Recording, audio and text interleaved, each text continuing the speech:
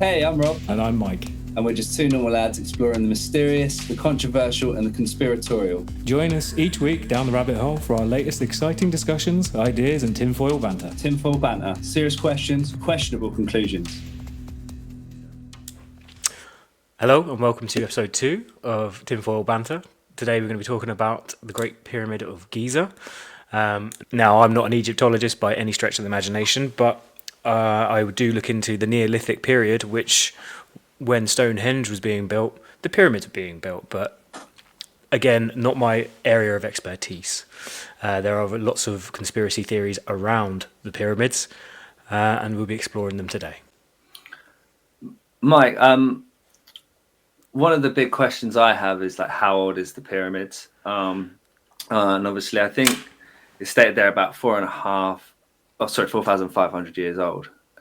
The textbooks I've consulted from archaeology, which I had to dig up, you have to excuse the pun. 4,000. Well, the period the period we're talking about is a period of about 3,000 years, but the Great Pyramids seem to have been constructed within a couple of centuries of each other, around 4,500 years ago. Yeah, okay.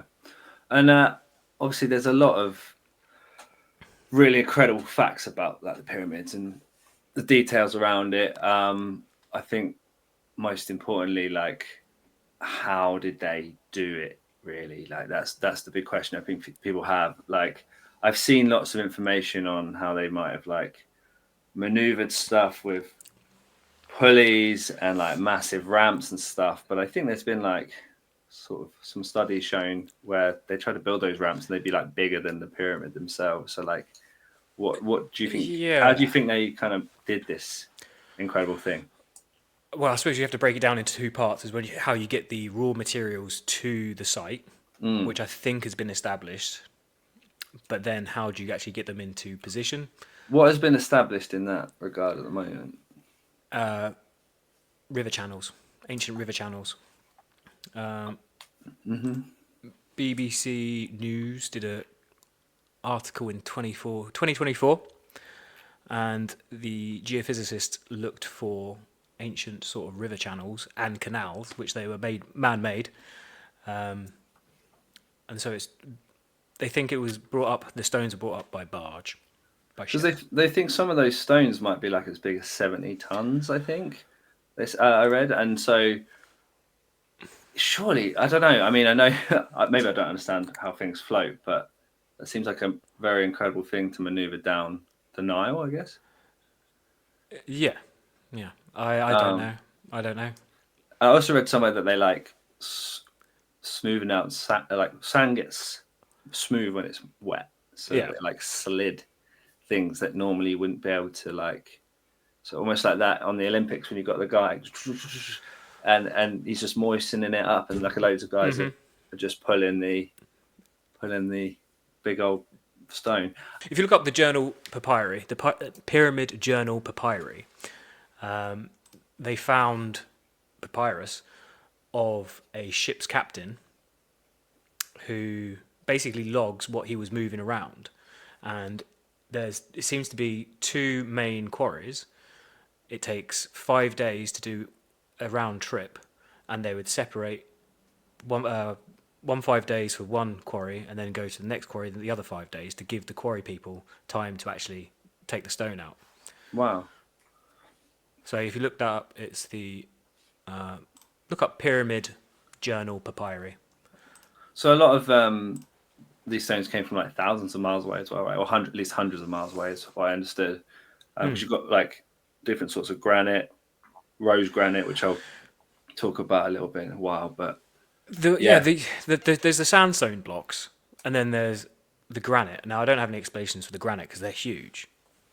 I don't know how they got them around, but the sandstone ones, I can't see a problem with them putting a few of those on a ship. They're not all massive. I mean, they're big. Obviously, this would have taken like years and years and years to do. But like just some of the precision points of the pyramids that we have to consider here for this. Like, 'cause, moving some stones is fair enough. But it's estimated there's like 2.3 million stones in total. So something like 6 million ton or something. And yeah, as I said, some of those are as big as like 70 tons. The base is like 13 acres, and that's just made like limestone blocks, and they're like perfectly flat as well. And we'll talk about like, the precision of how they did it, because right now we're just talking kind of how they moved it. But I just think there's so much there that just doesn't, for me, make sense that people like 4,500 years ago were able to do that with what we understand was their technology, if that makes sense.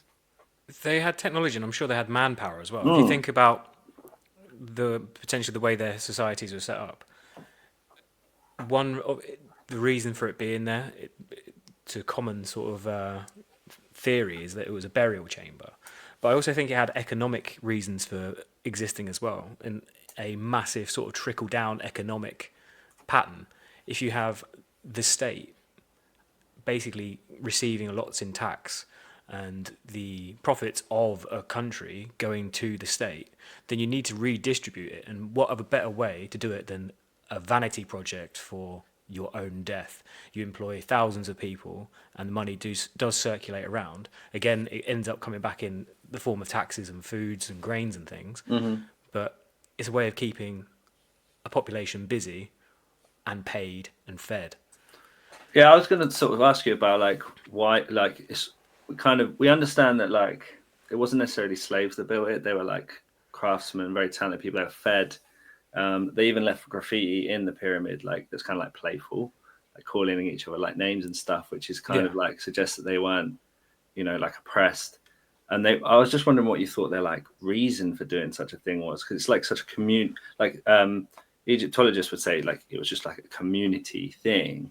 And obviously that at that point, do they believe in multiple gods, or is it just a single god? They're polytheistic. Yeah, so I'm curious if whether it's like obviously religious backed, but what the real reasoning to convince all of those people to do that was, and what they believe the greater purpose of it was as well. Because I don't, why were they building this incredible thing?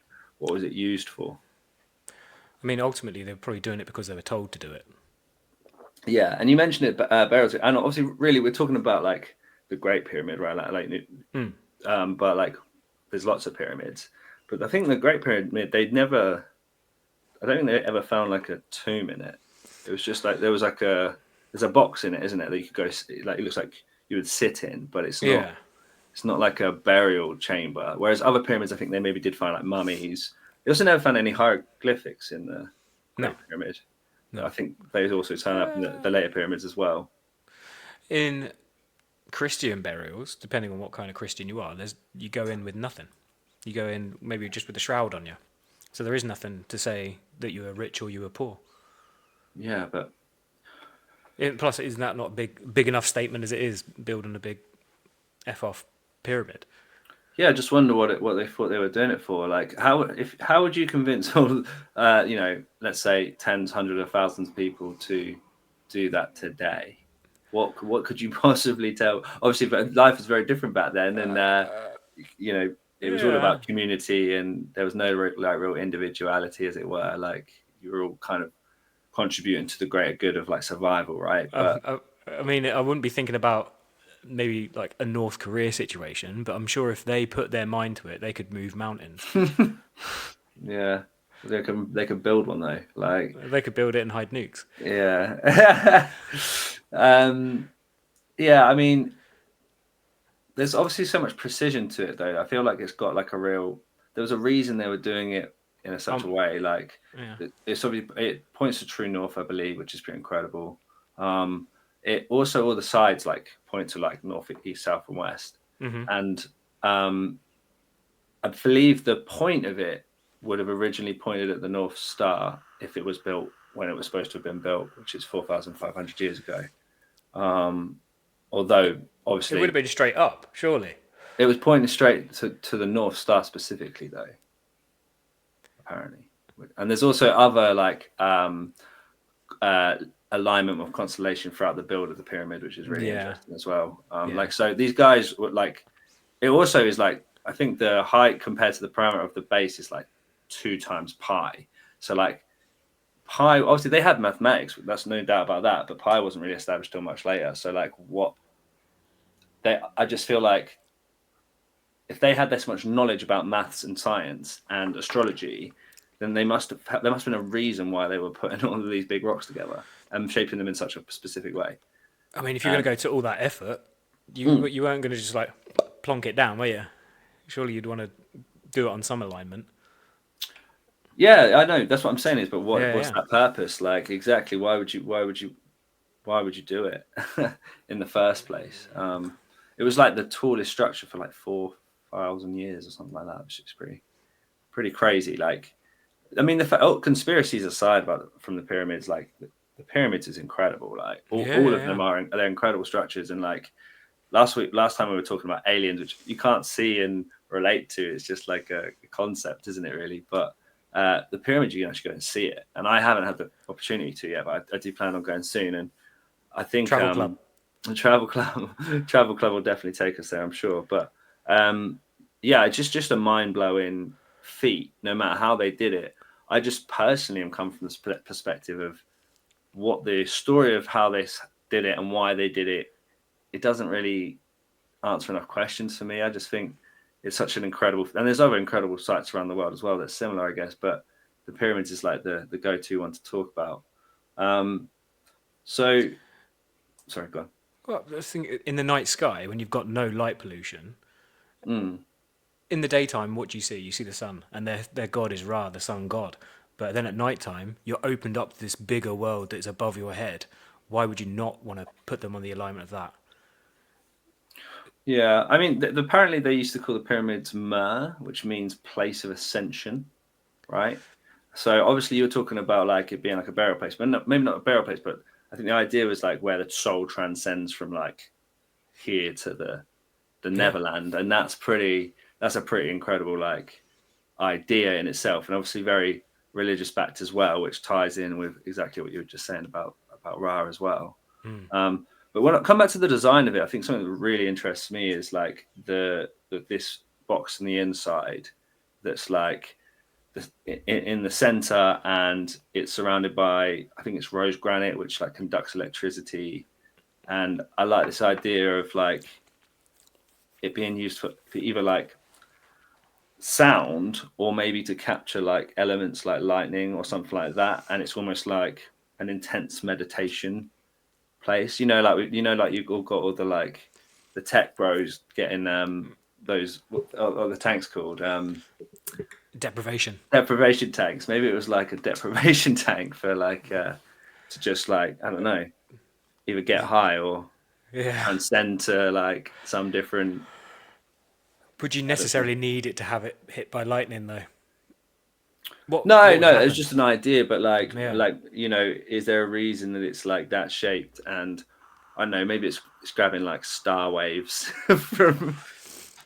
from the North Star or something, or maybe they believe that, if they pointed this huge thing at this star they've been looking at, they'd be able to like communicate with the god, and like sit in this little thing and talk to the star that they've been looking at for hundreds of years whilst building this huge structure. I wouldn't put it past them. Put it past them. Yeah. Would you have thought people would be allowed in there, though? I can't imagine they would be. No, I reckon it's for like one dude. Only like the king Massive gets Vaness like, project. 100%. Obviously, there was only one box, guys. I'm sorry, it was just the way we had to design it. Oh, we'll take turns. I promise. I mean, he didn't have eunuchs to look after his misses. A lot of them did. They had eunuchs to look after their prince and princesses. For what purpose? Sorry. Well, to make sure the next pharaoh would be his. Oh, okay. Oh, right. I see. That's interesting. Yeah. Oh, wow. So I can see how he'd be selfish about the pyramid when he won't share anything else. Yeah. So it is as you said, it's a vanity project at its finest, I think. So But I like the mysticism of it though, and I like the conspiracy theories about levitation of blocks and. well, Oh, your eyes lit up then. yeah, I think one thing I really did like the idea of is if they didn't do it in the way that you've explained, or is written down in the textbooks, how else they could have done it. And one thing I'm obviously like really into music, and I did like a music technology degree where you learn a lot about like the science of sound, and I think there's more to like what is capable with sound. And I think it's actually been proven in like the 80s that you can levitate an object with sound, even if I think it's like very small, lightweight objects, but it's being done. And I like this idea that maybe they were, again, as like 100,000 people able to like vocalize or something and move things with sound. I think that's a really cool idea. Or maybe that's how they shaped it, right? Or something like that. In terms of the shape, I think that's it's almost like a wall, isn't it? It's like really steep and very smooth. And one of the things they're not really sure about is how they made it so smooth. And I think I saw something about them using water to like get a level point and then moving it all up and then using water again, so that it was always a consistent line. Yeah. When you get a tube and they bend it up at each end, if you put water in the tube, you'll see the level will be the same at each end. Yeah, exactly. Yeah, I thought that was really interesting. I do think we don't give them enough credit for what they did, Yeah, and then 100%. and attribute a lot of it to either lost knowledge. I mean, hieroglyphics is lost knowledge. The Egyptians forgot about how to read hieroglyphics until they figured that out. Yeah, absolutely. So, yeah. Going back to the age of them though, like they're 4,500 years old, right? Apparently, I think there's some really interesting points around them being older, and I think there's obviously a lot of controversy around saying that, and especially in the archaeological world, like I do find there's a lot of gatekeeping from what I've heard and seen. A lot of anyone with like alternative ideas sort of gets shunned, and so. But I think there is something to be said about the idea of them being maybe older. And one of the things, there's the idea of like the Sphinx and like the water levels on that, I think, or something like that. And the idea is that it would have existed when there was a rainforest there, which is much longer ago than 4,500 years ago. But that aside, the point I really like is the fact that the older pyramids that you see subsequently aren't as good. It's almost like, when you go to school and there's the kid that's really good at drawing and he leaves his drawing behind, and you like take it and you add a bit and then say, this is mine. You have done that, right? Everyone's done that, right? I'm sure. And then the teacher looks at it and goes, well, clearly this is someone else's drawing and you've just added some crap to it. Like, and I was just wondering if you felt if maybe they had not built it, but maybe they found it and then built these other ones afterwards as like we could do something a bit like that, because the other ones are just not as impressive, in comparison. Yeah. I mean, what could we... The only sort of comparison I can do to that is hand axes. Neolithic hand axes, because they were using flint all the time, their hand axes are usually more refined and better constructed. Moving into the Bronze Age and the Iron Age, where they adopting metal, the quality of the hand axes and blades weren't as good. So maybe it takes practice and time to build something of that quality and repetition. Maybe they lost that skill. Yeah, but it's interesting. Yeah, but like I thought they built it. How do you like lose it and build it? Well, they forgot how to read hieroglyphics. Yeah, I know. But then, so maybe the hieroglyphics aren't theirs either. Like, I'm not saying it's not theirs. Obviously, like the people of Egypt or their, whoever's before that. But I think there is something to be said about the idea that things are a lot older than they are, and we're always finding out that things are going backwards. Like you're always finding out that the start of time is even further back, and that the date in which humans started to like be found, crossing land becomes earlier and earlier and stuff like that. So why can't the idea of this incredible structure if we can't even get our head around people 4,500 years ago building it, then we also probably can't get our head around people 10,000 years building it. The depths of time. If you're looking at paleontology and sort of Paleolithic peoples, even before humans, and we go into proto-humans, and that's deep time where the fragments of evidence are tiny, and you have to make as much up out of the tiny. I say make as much up. You have to extrapolate from the tiniest bit of evidence what you can from that tiny bit of evidence. But with something like the pyramids, there's quite a bit of evidence. I don't know how they moved a lot of those stones. There's no documentation. No documentation about it, about how they built it. No. I mean, I think. Oh God, I watched a documentary, but I wouldn't be able to quote anything from it now. But no documentation. Yeah. No, I'm gonna have to just agree with you on that one. I mean, apart from those papyrus, where he mentions moving the actual material, but not about how they they're built put it. together. Yeah, no, that's what I meant. Sorry, all of that has to be, like you said, extrapolated from stuff they found, and not stuff they found in the pyramids either. I think most of that stuff is from stuff they found in like the dwellings of the people that built it, right? So these guys, they had like obviously like farms and shops and homes somewhere nearby to be able to build it. So It'd be a fantastic way of keeping a population busy and stopping them from revolting. yeah, I guess so. Especially if like populations are getting larger quicker, right? Because that's obviously always been a problem that's just become quantifiable over time, right? That's really There's interesting. one reason that Hadrian's Wall was constructed isn't to keep the barbarians of the north out. It was keep soldiers busy and to keep the people inside controlled. So it's maybe not as good a comparison, but even the building of the wall kept the soldiers busy with a sort of semi-legitimate reason to keep them busy. They were employed, they were there, and they kept them busy. I still have to believe there's like another reason above that you would go to that effort to build such precision. There's lots of ways you can keep people busy. Like it must have been a two birds one stone situation, surely. Like I don't. Yeah, I think that's the one. It's the lack of evidence. Obviously, that's the problem here. Is that often with these things, what we don't know is the detail, isn't it? And I think there's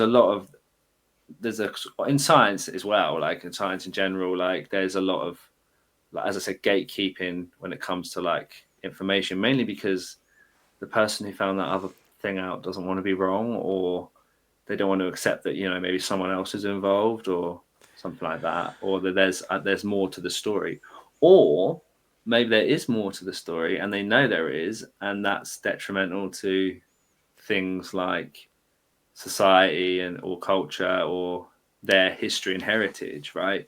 Going back to like Egypt, for example, if they did find out that the aliens built it, then that wouldn't look great on their CV. It's like, they got to take that off now. What I mean? Like, so when they're like, I'd say imagine having the biggest reminder of a past civilization that don't necessarily follow your life ways, right, being the most famous thing of your country. Why would you not want to keep on digging it and bring it to light? Yeah, that's the thing. I think that's pretty much where I stand with it. Actually, it's like you're still the discoverer of the thing, and you're still on your land. Yeah, like a constant just reminder of just your because previous glory. Yeah, just because the story you've been like selling isn't actually the right story, like, and you have to kind of swallow that pill, you could definitely like redeem, But yeah, I obviously getting really wacky. Love the idea that they're a lot older. Love the idea that they were built by a civilization that were able to harness a power that we're not, maybe aware of or have also forgotten how to use, because it's very clear that's something that happens throughout history, is that we forget certain things. Or the idea of the aliens maybe coming down and give us a hand. Maybe it was a way to like give them a call, like I would love it to be something like that. Yeah. I wish it was, but Yeah. But I guess we already did aliens, so we can't really go down that route again. But why not? it's going to crop up. It's going to, and we're called, it's tinfoil banter. That's what it's about. So yeah. I remember I saw something about giants as well. The Niflheim. Yeah. So I think it's in like Genesis, and it's also in the Book of Enoch, which is like that dodgy book they found. Do you know what the Book of Enoch is? No. It's like another like story book they found in the Dead Sea Scrolls alongside all of the like Bible stories, right? Yeah. And it's got loads of like taboo stuff in it. So they kind of like were like, we're not gonna that. So yeah, the Book of Enoch's got some really crazy stuff, and we should definitely do an episode on it. But the Niflheim are in that as well, and they're essentially like a race of giants that were the ones that built, and the idea is that they built the pyramids. It would make building them easier. Yeah, but I think end up the story is they end up getting. I think that's the reason for the Great Flood is to kill them and get rid of them. So they did build the pyramids, but they weren't very, very nice, apparently. Interesting aside, the Anglo-Saxons' theory of how Stonehenge became to be was that giants in North Africa used them as a bathhouse, but then moved them to Ireland for some reason, and then Merlin wizarded them over from Ireland to be placed there. So giants keep popping up. Yeah, I mean, I love the idea of giants. That's pretty cool. And obviously, why not? I think there's also like there's documented record of the Smithsonian taking in giant bones. I think that's true, but like obviously these things have never been seen. I think again, like there's a lot of gatekeeping and secrecy with the Smithsonian. You know, when all the countries had to give people their stuff back and things like that, and like we had to say like, yeah, we did take this and we raided this when we colonized you or whatever. So here it comes, you have it back. Smithsonian didn't have to do any of that, and apparently they've got some really crazy. Nor does the British Museum. I think they did have to an extent, but there's certain stuff. Yeah, I think it was mostly like public pressure got them to do it. Yeah, if you hide it, there's no public pressure.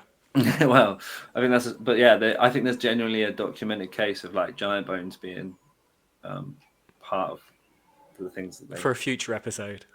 Maybe Yeah. Giants? Yeah, we'll do a Jack and the Beanstalk episode. Sorry, say again.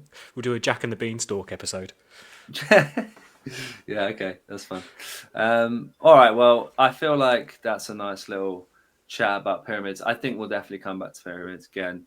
I do think the idea of some of these podcasts is whilst we're doing these episodes now, as things might progress in current time, we can revisit some of these topics and do like a part 2 of it and stuff, so that'd be really cool. And I'm sure we only scratch the surface.